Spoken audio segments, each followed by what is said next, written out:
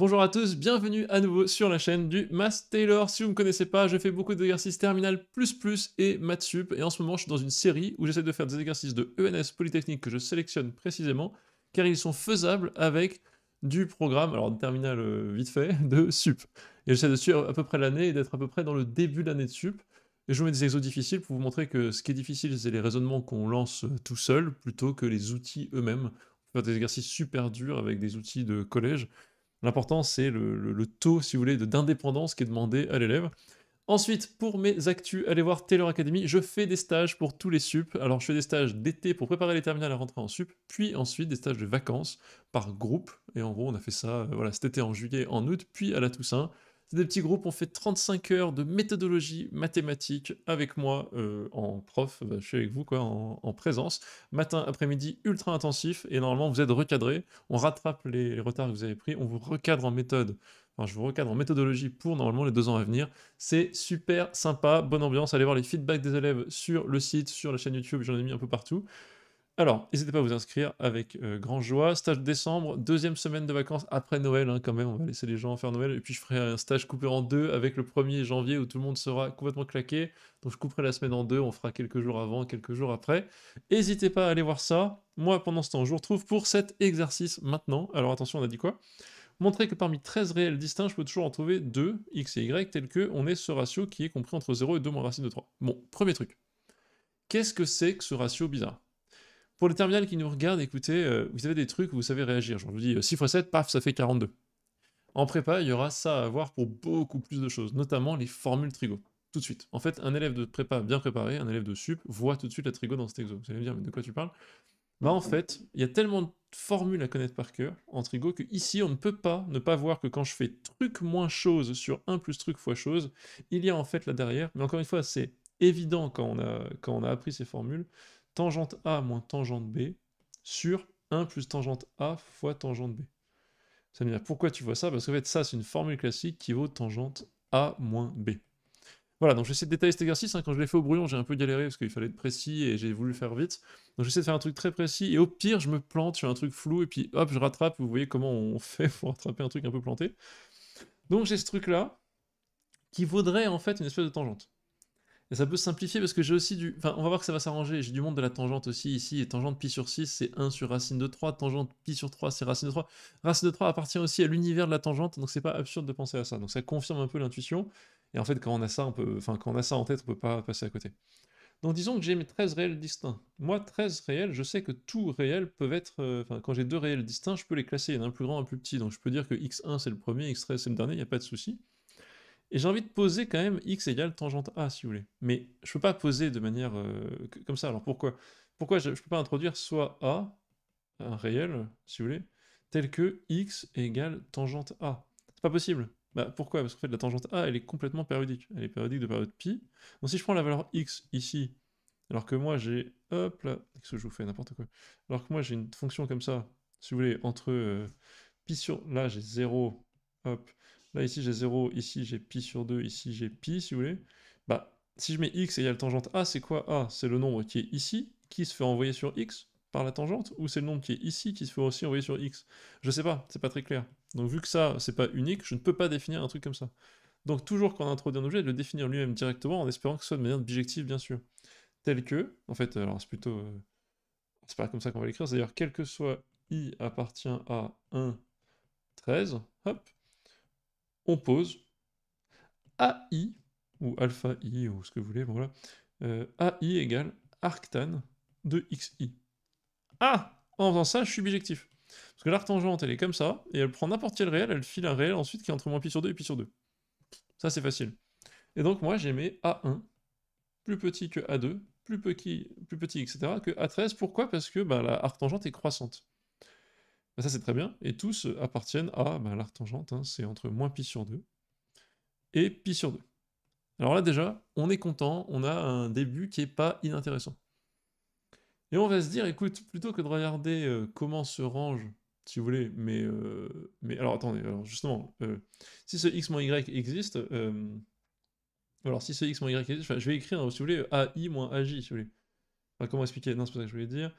Xi moins xj quelconque sur 1 plus xi xj, hein, pour i et différentes j des indices, ça tout de suite, ça vaudra donc tan ai moins tan aj sur 1 plus tan ai tan aj, donc ça vaut directement tan ai moins aj. Voilà, donc ça déjà c'est intéressant. Je peux réduire tout à ça. Donc maintenant, ce que je vais essayer de comprendre, c'est qu'est-ce qui se passe pour les AI moins AJ.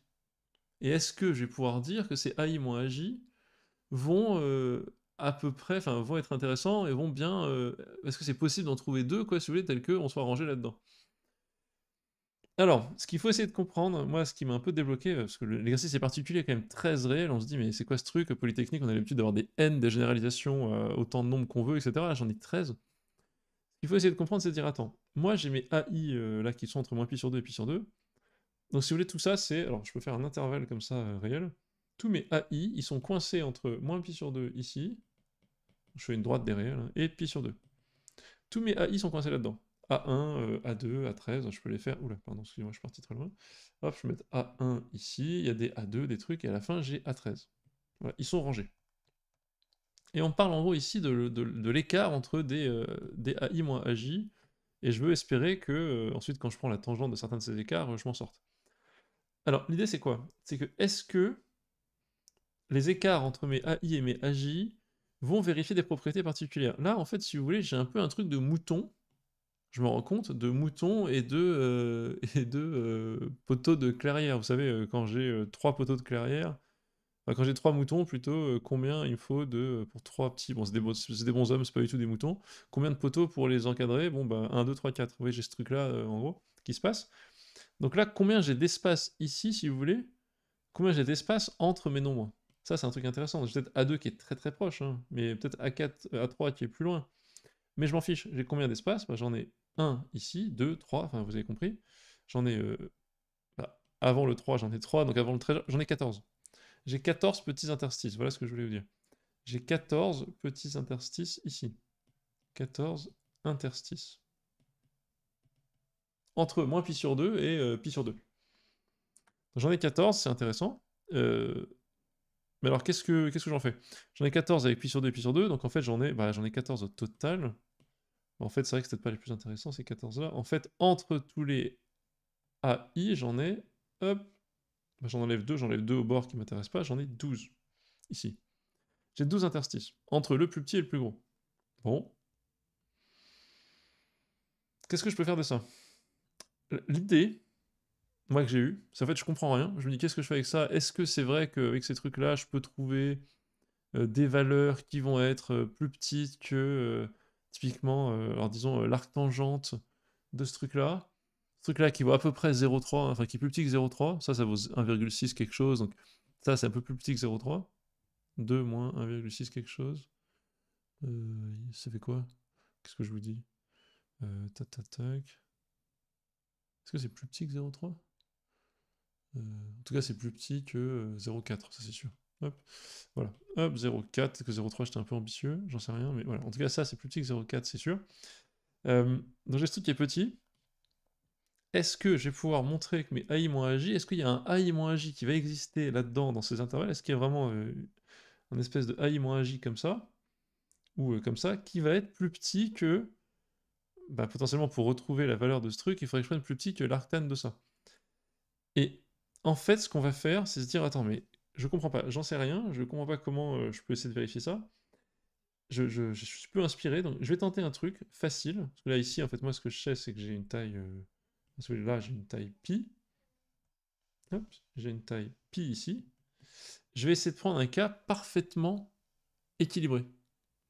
Et en fait, moi, j'ai commencé comme ça. Vu que j'étais pas très clair, je me disais, bon, je sens que là, il y a des différences entre ceux-là qui vont être plus petits qu'un certain truc, dont j'espère que l'arctangente vaille ce qu'il faut ici. Je comprends un peu rien. Donc je me dis, attends, c'est pas très clair. Je vais plutôt regarder un cas très facile, qui va être le cas où tout est parfaitement équidistribué. Vous voyez ce que je veux dire? Équidistribué, c'est-à-dire, en fait, je vais écrire, là j'ai moins pi sur 2, là j'ai pi sur 2. Entre les deux, je vais faire des paquets de pi sur 14. Pourquoi? Parce que j'ai 14 interstices, bah écoute, ils vont chacun valoir une taille pi sur 14, je m'en fiche. Là j'ai A1, A2, A3, je prends ce cas-là, je m'en fiche, je fais ce que je veux, j'ai le droit. En gros, c'est pas malvenu, je pense à un oral, notamment l'oral de l'X ou ENS, de faire des hypothèses pour voir un cas peut-être plus facile que le cas originel. Donc je dis ça, et je fais un cas où je fais exprès de dire, écoute, je prends le cas spécifique où j'ai pi sur 14, pi sur 14, etc., jusqu'à pi sur 14 ici. Bon bah si vous voulez, c'est pas très compliqué.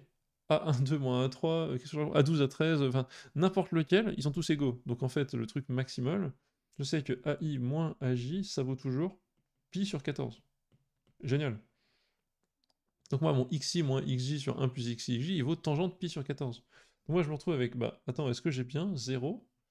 Bah oui, ça c'est bon, mais AI moins ij sont bien plus positifs, parce que pi sur 14, bah, c'est entre 0 et pi sur 2, donc la tangente est positive. Cette inégalité, je l'ai.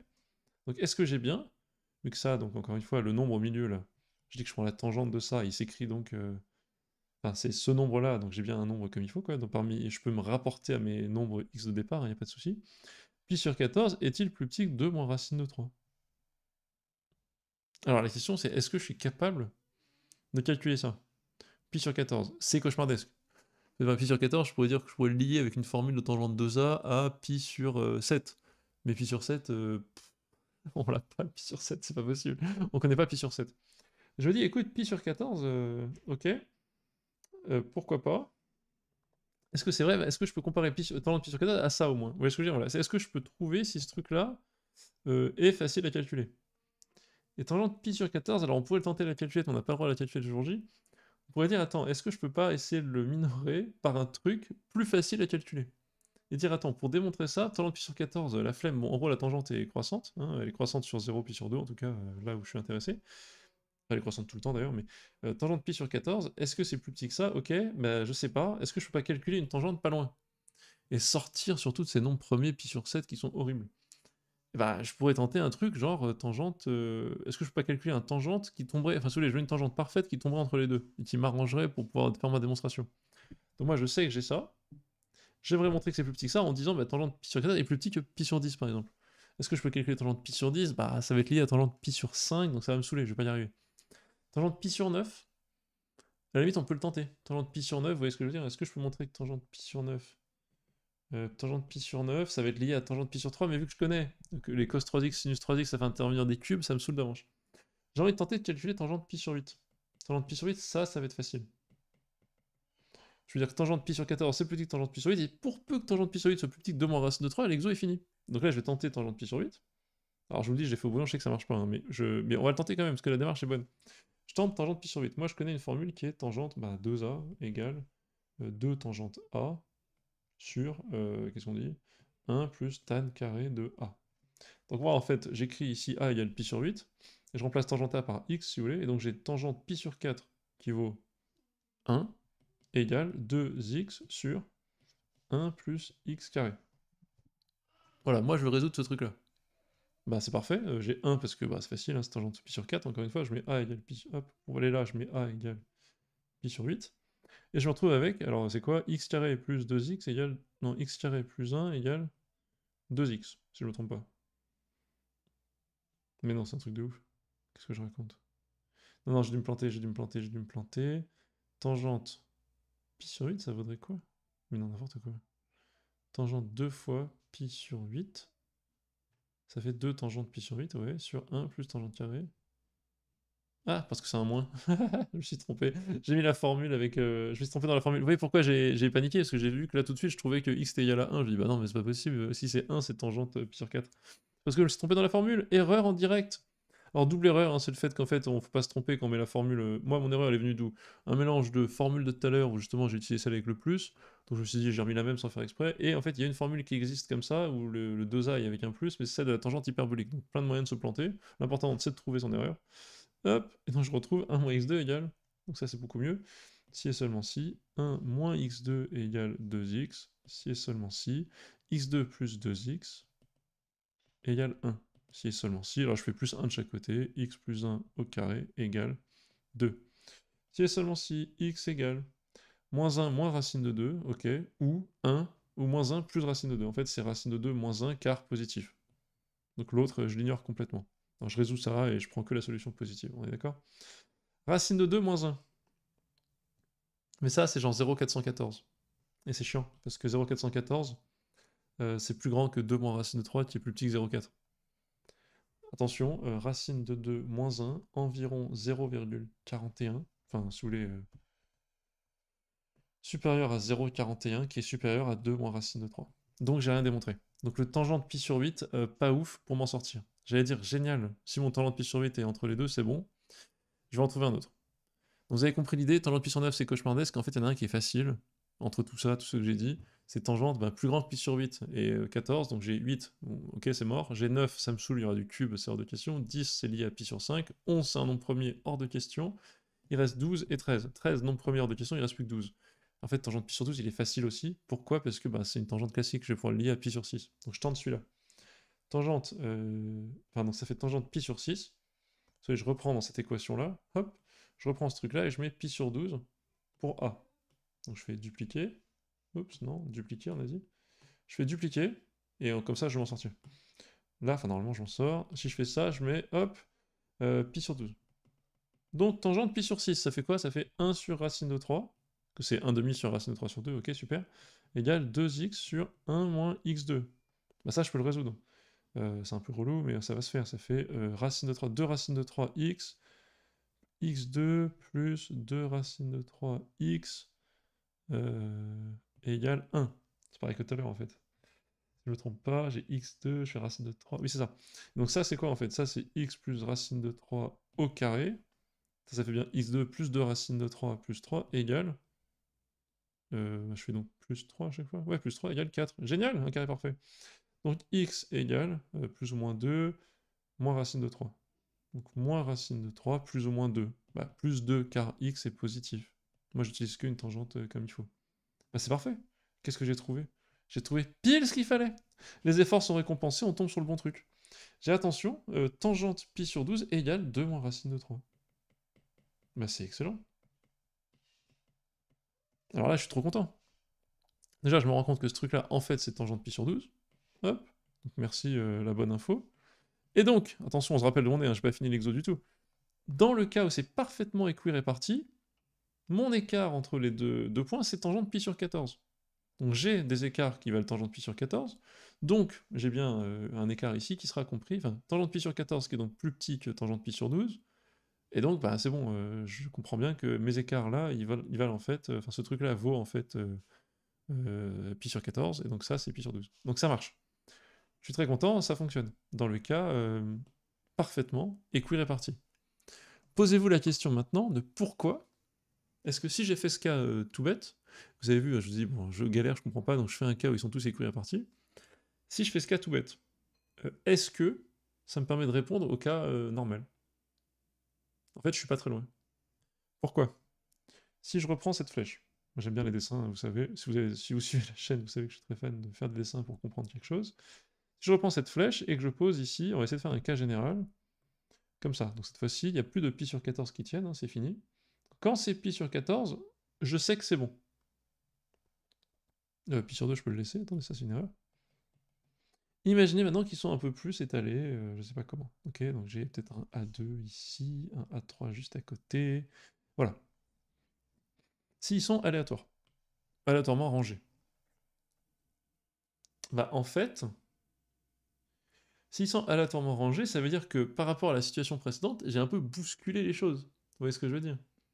J'ai un peu bousculé les choses. Donc si j'ai bousculé les choses, est-ce qu'il est possible de les avoir bousculées et de n'avoir que des écarts plus grands que pi sur 14? Non. En fait, si je bouscule un petit peu, il y a des écarts comme ça qui se réduisent, d'autres qui grandissent. Et donc vous comprenez que je peux pas avoir... C'est impossible, et on va faire une démonstration par là-dessus. On comprend physiquement que si je déplace le truc comme si c'était des billes et que je les décale, enfin si je décale un peu le tout, il n'est pas possible qu'il ne reste... Enfin, qu'il n'y ait pas un seul écart plus petit que pi sur 14. Forcément, si je les bouge, on pourrait dire cela, ils se rapprochent, je dis, ah mais t'as qu'à l'éloigner. D'accord, mais si j'éloigne tout, au final, je finis par éloigner des choses. Donc après, je peux peut-être éloigner juste ces deux-là. Peut-être que je peux éloigner ces deux-là, et il me reste en gros du... 13 nombres, 11 nombres à caser entre. Mais est-ce que les 11 nombres peuvent avoir entre eux un écart strictement tous plus grand que pi sur 14? Non, en fait c'est pas le pi sur 14 d'ailleurs qui va m'intéresser. Si, ils peuvent avoir un écart plus grand que pi sur 14, parce que je pourrais décaler uniquement ces deux-là, quasiment très collés comme ça. Après, il m'en reste 11. Mais si vous voulez, les 11 qui... Bon, voilà, disons ça. Après, il m'en reste 11 à caser. Voilà, j'en ai 11 à caser entre moins pi sur 2 et pi sur 2. Disons. Là, j'allais faire le cas où pi sur 14 n'était pas possible, mais si je considère en fait juste les écarts ici. Donc j'ai les 12 écarts là, voilà. J'ai les 12 écarts ici. Hop, 12 écarts. S'ils sont aléatoires, si tous les AI moins AJ, avec I plus grand que J, enfin, comme ça si vous voulez, plus grand, 12 écarts, plus grand que pi sur 12, strict. Bah c'est bizarre parce que j'en ai combien? J'en ai 12. Bah alors, la somme de tous les écarts, AI moins AJ, avec I plus grand que J, on va dire, ça sera plus facile, est supérieure à pi, vu que j'en ai 12. Mais ça c'est pas possible vu que je suis coincé entre moins pi sur 2 et pi sur 2. Vous voyez l'idée en fait? L'idée c'est que si j'en décale quelques-uns, par rapport au cas où ils sont tous égaux, bah c'est obligé que je puisse pas les avoir tous plus grands que pi sur 12, c'est impossible. Donc en gros là, si tous les AI moins J sont plus grands que pi sur 12, avec I plus grand que J, donc on va laisser tomber ça, hop, avec I plus grand que... avec AI plus grand que AJ, on fait ça comme ça. S'ils sont tous plus grands que pi sur 12, bah alors la somme totale des écarts est plus grande que pi, donc c'est une contradiction, c'est pas possible. Donc il existe au moins un écart AI indice 1 sous les moins AI indice 2 plus petit ou égal à pi sur 12. Est-ce que c'est un plus petit ou égal? Ça me convient. Je sais plus du tout. Ah! C'est bon, c'est bon, c'est bon, c'est bon. S'ils sont tous plus grands ou égaux, alors ils sont tous plus grands ou égaux à pi. Je peux mettre le plus grand ou égal ici, pourquoi? Parce que moi je sais que la somme totale est inférieure stricte à pi. C'est bon, c'est inférieur strict à pi parce qu'ils peuvent pas être tous concentrés sur pi sur 2 et moins pi sur 2, c'est interdit, c'est des valeurs interdites. Donc c'est bon, je peux avoir mon pi sur 12 supérieur ou égal, et comme ça, je peux dire qu'il y en a au moins un, vu que c'est absurde, qu'il y en a au moins un, tel qu'on est plus petit strict que pi sur 12. Avec une valeur absolue, si vous voulez, je sais pas lequel est, voilà. En supposant que I1, AI1 c'est le plus grand des deux, bon, comme ça on se prend pas la tête.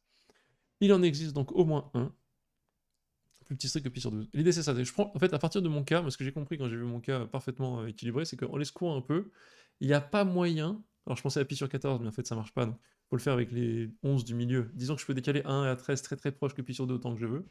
Ça c'est un bon contrepoint pour le pi sur 14, pour la division en 14. Je les mets là, et ensuite il me reste 12 divisions à caser. Si elles sont toutes plus grandes que pi sur 12, ça n'a pas de sens.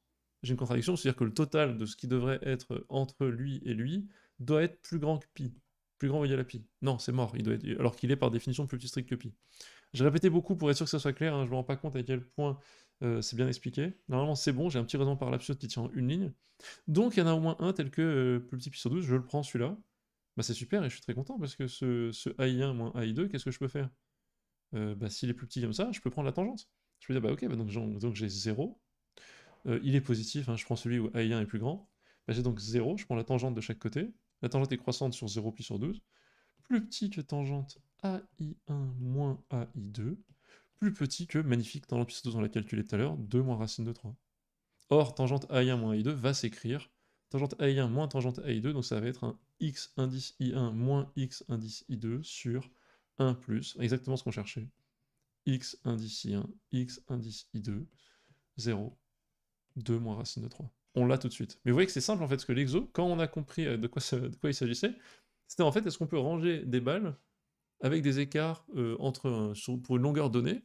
Est-ce qu'on peut les ranger de manière... Enfin, on montre qu'il est possible de comprendre qu'il y a un écart moyen et qu'on ne peut pas être tous au-dessus de cet écart moyen. Voilà. C'est un peu comme l'exo que j'ai fait sur la chaîne il n'y a pas longtemps. L'exo que j'ai fait sur la chaîne il n'y a pas longtemps avec la somme des... Si vous l'avez pas vu, avec la somme des modules qui est plus petite que la somme en module d'une sous-partie où on disait en fait tout revient à calculer des distances et comparer des réels positifs. Là, il y a un peu un truc du même genre. Il faut juste comprendre que les réels positifs, entre guillemets, qu'on compare sont des distances. Ici, et on se compare à une situation, en tout cas moi j'ai voulu passer comme ça, on compare à une situation où tout est parfaitement équilibré. Et on se rend compte qu'en bougeant, il n'est pas possible que que tout soit plus petit, que tout soit plus grand qu'un certain écart. Voilà, et c'est comme ça qu'on montre ça. Il y a d'autres démonstrations qui existent, je pense. Moi, c'est celle qui m'a inspiré. Je fais une grande dédicace à un de mes élèves qui se reconnaîtra et qui, lui, a pensé tout de suite, assez vite, à faire ce cas, justement, de subdivision en cas égaux. Voilà.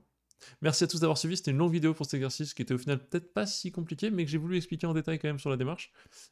Allez voir Taylor Academy pour mes news. Retrouvez-moi sur la Cracky Chris, la chaîne que je fais avec mon ami Olivier de la chaîne Allgen tous les vendredis soirs, et je vous dis à la prochaine.